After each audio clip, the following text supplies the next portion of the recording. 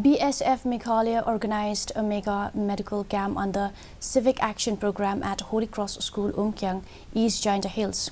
Altogether, 18 doctors from various institutions including BSF gave free consultation to patients and also distributed free medicines.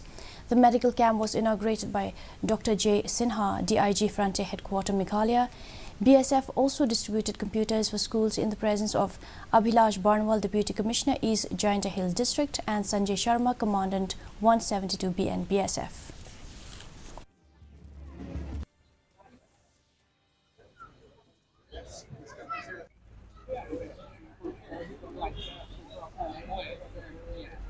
Ayush के भी आए हैं, allopathic के भी आए हैं, एलोपैथिक के तो अलग अलग स्पेशलिटीज आई हैं, सारे आए। देखिए ये बात चल ही रही है इस पीएचसी को, कलियाट के पीएचसी को सीएचसी में कन्वर्ट करने के लिए, जैसा कि साहब ने बताया वो हो रहा है, उसमें काम चल रहा है और होपफुल कि ये जल्दी ही कन्वर्ट हो जाएगा। And now let's have a look at